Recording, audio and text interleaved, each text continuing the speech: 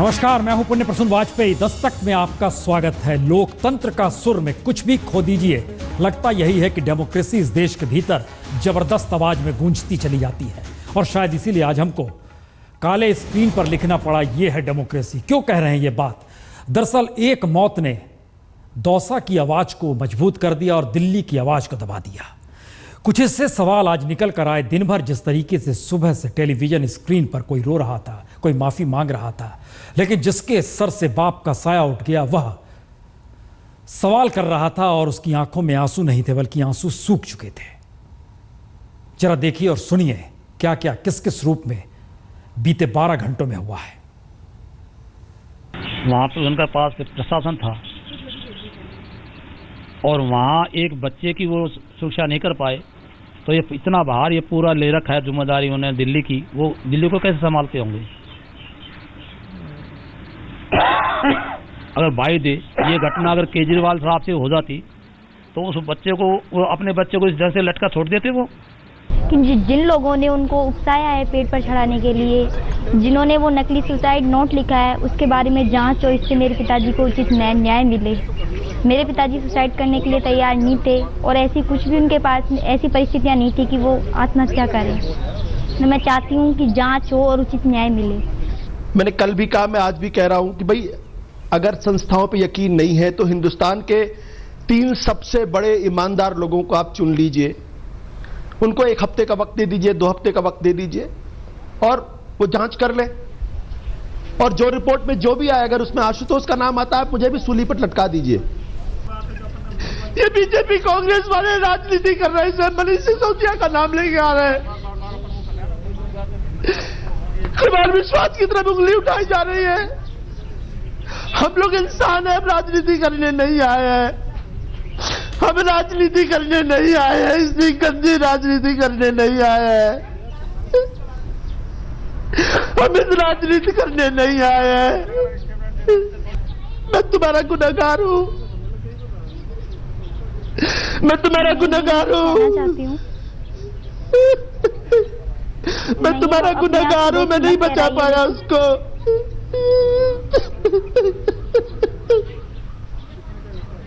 मैं नहीं बचा पाया उसको। ये मेरी गलती है, मेरे नेता की गलती है।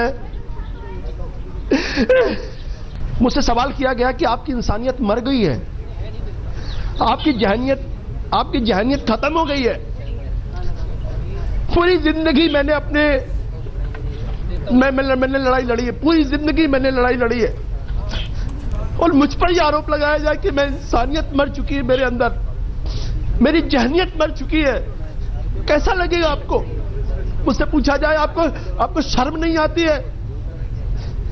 अरे हम भी इंसान हैं। जी, मैं बोलना चाहती हूँ कि अब मेरे पिताजी संसार में रहे तो नहीं है। तो मैं बस इतना कहना चाहती हूँ कि पार्टियां एक दूसरे पर दोषारोपण नहीं करें अब, कि कांग्रेस बीजेपी पर, बीजेपी आप पर, ऐसे मैं सबसे कहना चाहती हूँ कि इस प्रकार एक दूसरे को दोषी ना ठहराएं। गजेंद्र की बेटी लगातार सवाल करती रही।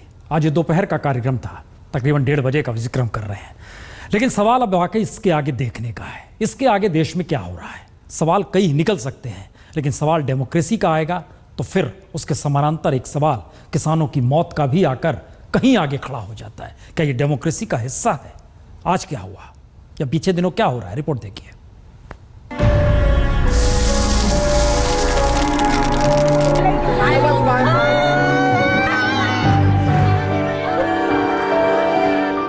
दौसा से दिल्ली तक की दूरी है तो 300 किलोमीटर, लेकिन गजेंद्र की मौत ने पहली बार राजनीतिक गलियारों को भी दौसा से इतना करीब लाकर खड़ा कर दिया कि किसानों की मौत का सिलसिला थमे कैसे, ये सबसे बड़ा सवाल दिल्ली में भी हो चला है।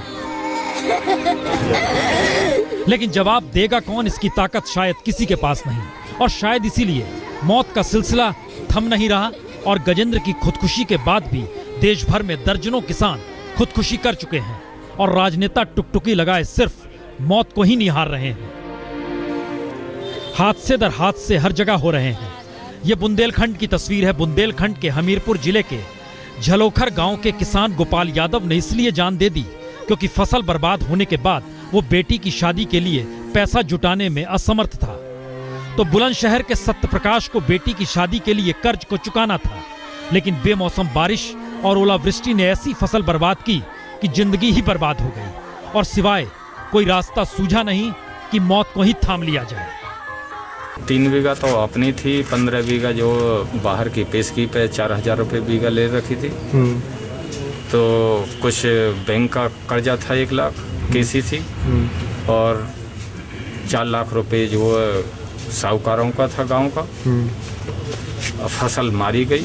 अच्छी फसल दिखा, लड़की की शादी सुधा दी है, इसके बाद फसल नष्ट हो गई। फसल नष्ट होने के बाद वो शरीर चिंतित में पड़ गया। गोपाल यादव की बेटी की 7 मई को शादी होनी है, कार्ड तक बंट चुके हैं। तभी बारिश ने कहर बरपाया, मुआवजे और आर्थिक मदद की तमाम कोशिशें बेकार हो गई और उन्होंने रेलगाड़ी के आगे कूदकर जान दे दी।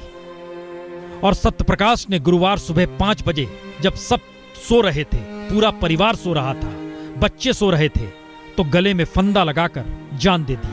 वजह वही, सब कुछ बर्बाद, मुआवजा मिला नहीं, राहत कहीं से आई नहीं और कर्ज चुकाना है, चुकाएगा कौन? 80,000 रुपये PNB का भी KCC है, प्लस 2.5 लाख रुपए गांव का भी है प्राइवेट। खराब होने की वजह से जो पैसा था जिनका, बरसात में गाँव पूरे खराब हो गए। जिसका पैसा वो तो आएंगे, भैया पैसा दो, बैसाख है, कार्तिक है, तो बस अब चिंता हो ही जाती है। दरअसल गोपाल और सत्यप्रकाश महज चेहरे हैं। देश में रोजाना मौत को गले लगाने वाले हर किसान की कमोवेश यही कहानी हो चली है। यानी किसान को राजनेताओं के दावों पर एतबार नहीं और राजनीति कुछ इस तरीके हो चली है कि आरोप प्रत्यारोप के बीच कहीं आंसू छलक रहे हैं, कोई निशाने पर आंसुओं को ले रहा है, कोई एक दूसरे को कटघरे में खड़ा कर रहा है, लेकिन यह कोई नहीं समझ पा रहा कि हर दिन किसान इतनी बार मर रहा है कि जब उसके सामने हर उम्मीद बंद हो जा रही है तो खुद को अंधेरे में खड़ा कर वह मौत को गले लगा ले रहा है। सिर्फ उत्तर प्रदेश में, जी सिर्फ उत्तर प्रदेश में हमने अपने संवाददाताओं से कहा कि जरा पता लगाइए कि आखिर जिन किसानों ने खुदकुशी की है या जिन परिवारों में अगले महीने, मई का महीना शादी का होता है, हाथ पीले होते हैं, वहां पर कितने परिवार आप लोग को मिले हैं। जान के आपको हैरत होगी, 112 लड़कियों के परिवार के भीतर इस बात की कशमकश है, अब शादी होगी कैसे, बारात आएगी कैसे। यह मुश्किल हालात है और इस मुश्किल हालात में खर्च एक भी विवाह का इतना भी नहीं है कि जो सरकार के मुआवजे को अगर जरा सा बढ़ा के दे दिया जाए तो हाथ पीले हो जाए। उस दिशा में भी संवेदनाएं थम जाती हैं। शायद इसलिए हम दोबारा दिल्ली लौटते हैं। वो कौन सी परिस्थितियां थी, आंदोलन से राजनीतिक दल और राजनीतिक दल से मंच पर बैठकर सिमटे हुए सब कुछ देखना और उसके बाद संवेदनाओं का ज्वार फूट पड़ना। जरा इस चीज को परखने की कोशिश कीजिए कि डेमोक्रेसी में सत्ता का मतलब संवेदनहीन स्थिति होना नहीं होता है, लेकिन उस दिशा में कदम कैसे ना चाहते हुए भी बढ़ते चले जाते हैं। रिपोर्ट देखिए। मंच पर तनाव, माथे पर शिकन, आपस में खुसफुसाहट और सामने पेड़ पर टंगा गजेंद्र। तो केजरीवाल ही नहीं बल्कि आंदोलन से लेकर आम आदमी पार्टी के बनने तक के दौर को अगर याद कर लीजिए तो उस वक्त इस तरीके से ये तमाम चेहरे कभी किसी मौके पर सिमटे हुए नजर नहीं आते। मंच और फरलांग भर की दूरी वाकई इतनी ज्यादा नहीं हो पाती कि कोई मौत को गले लगा ले और मंच बेबसी में खुद को सिमटा कर रख ले। यकीनन कभी ऐसा सोचा नहीं जा सकता था, क्योंकि जंतर मंतर से लेकर रामलीला मैदान तक के हर संघर्ष में हर कार्यकर्ता हर मुश्किल में एक साथ मंच पर बैठे होते या फिर जमीन पर खड़े होते। हर नेता हर वक्त मुस्तैद रहता, हर कोई हर किसी का हाथ थामने के लिए आगे बढ़ता और दिल थाम कर मदद करता। तो फिर ऐसा कौन सा बदलाव आ गया कि मंच उस दिन अपने आप में सिमट गया। दरअसल बीते लोकसभा चुनाव के आईने में अपनी संभावनाओं की तस्वीर जब खुद अरविंद केजरीवाल देखते थे तो यकीन उन्हें भी नहीं होता कि 67 सीटों पर जीत की ऐसी खूबसूरत तस्वीर बनेगी। लेकिन बनी तो इसके साथ पार्टी में बनने बिगड़ने का एक नया दौर भी शुरू हुआ, या फिर कहें एक ऐसा एहसास भी बदलने लगा जिसने शायद इस गीत के मायने भी बदल दिए, जिस गीत को लगातार अरविंद केजरीवाल गुनगुनाते थे, इंसान का इंसान से भाईचारा। बहुत कुछ टूटा, योगेंद्र यादव बिखरे, प्रशांत भूषण भाई नहीं रहे, कुछ नए चेहरे जुड़ गए लेकिन इन सब के बीच भी दिल्ली को अपने बूते नायाब मॉडल बनाने के जुनून में सरोकार का दायरा सिमटता चला गया। अचानक पाई सत्ता के कंगूरों पर जीत के गुमान में डूबे चेहरे तो दिखाई देने लगे, लेकिन वो संवेदना कहीं गायब होती चली जा रही थी जिसने गुमनाम से चेहरों को दिल्ली का तख्तोताज सौंप दिया था। इतने घटिया किस्म के इंसान हो तुम लोग, जो कम कैपेबिलिटी वाली हमारी टीम कह रहे हो ना, ये प्योर आदमी है।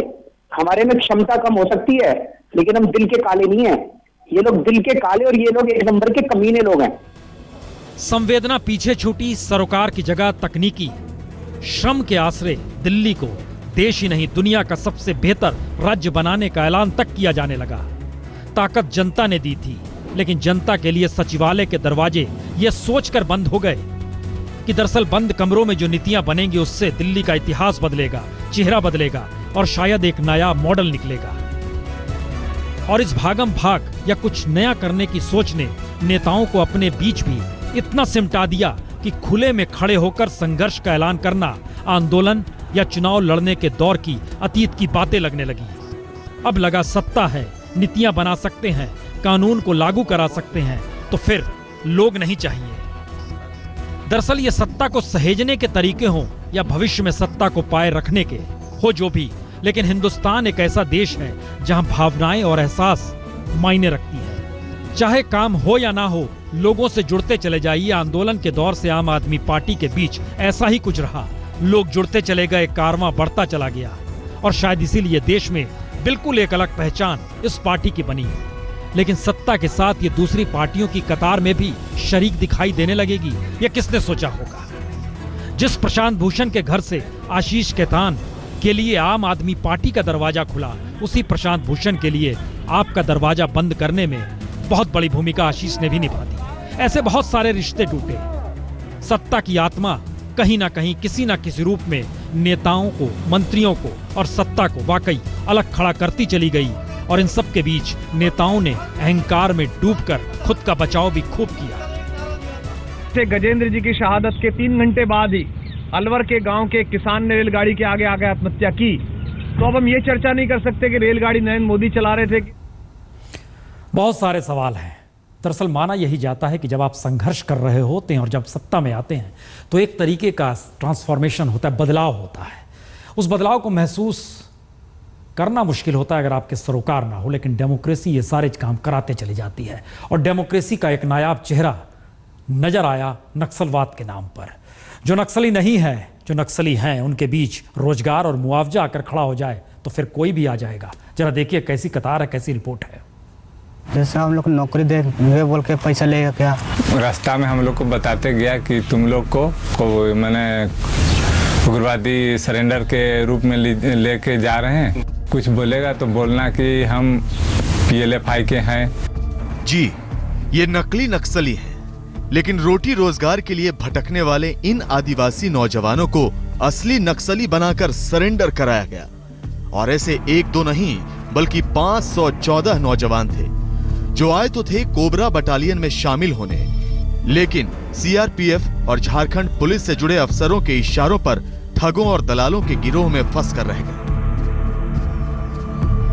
हमारे पीछे रांची पुराने जेल का वही कैंपस है जहां अक्टूबर 2011 से जनवरी 2013 तक 514 युवकों को नक्सलाइट बना के सरेंडर कराया गया था। ये युवक नक्सलाइट कहलाने के लिए इसलिए राजी हुए थे क्योंकि उन्हें बताया गया था कि उन्हें इसके बाद CRPF अथवा किसी अन्य पैरामिलिट्री फोर्स में जॉब दिए जाएंगे।